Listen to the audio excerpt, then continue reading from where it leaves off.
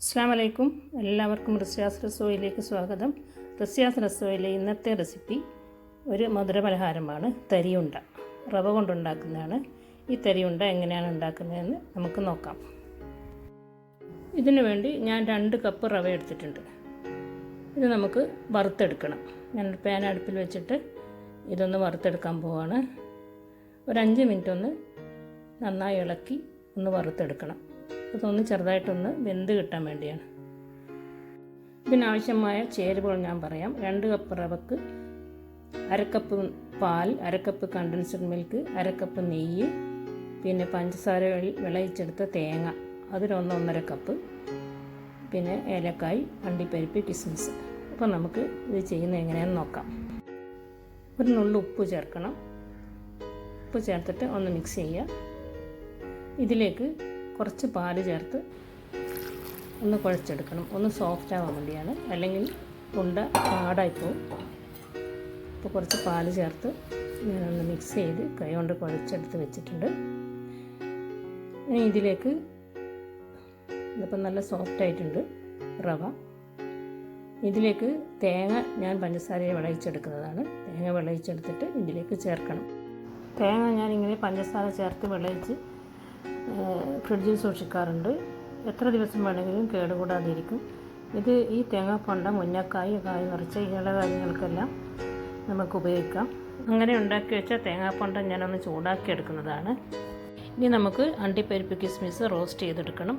അതിനുവേണ്ടി ഞാൻ 1/2 കപ്പ് നെയ്യ് ഒഴിച്ചിട്ടുണ്ട് ഒരു പാനിലേക്ക്. ഇതിലേക്ക് നമുക്ക് അണ്ടിപ്പരിപ്പും കിസ്മിസും വറുത്തെടുക്കണം. ആദ്യം നമുക്ക് അണ്ടിപ്പരിപ്പ് ചേർത്ത് ഒന്ന് കളറ് മാറി വരുമ്പോൾ നമുക്ക് കിസ്മിസ് ചേർക്കാം. കാഷ്യൂ എന്ന കളറ് മാറി വന്നിട്ടുണ്ട്. നമുക്ക് കിസ്മിസ് ചേർക്കാം.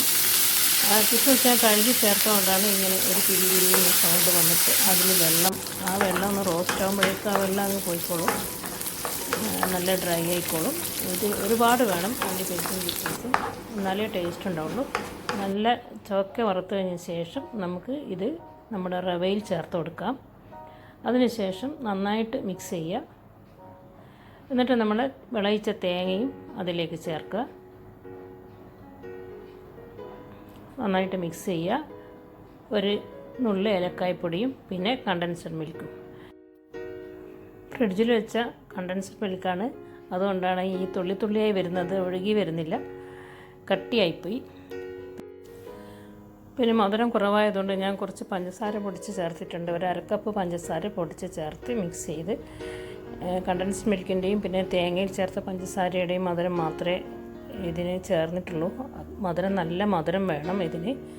അപ്പോൾ നന്നായിട്ട് കുഴച്ചെടുക്കണം. പഞ്ചസാര പൊടിച്ചതും ചേർത്ത് എല്ലാം കൂടെ ചേർന്ന് നന്നായിട്ട് പൊടിച്ചെടുത്ത് കുഴച്ച് ഉരുട്ടിയെടുക്കണം.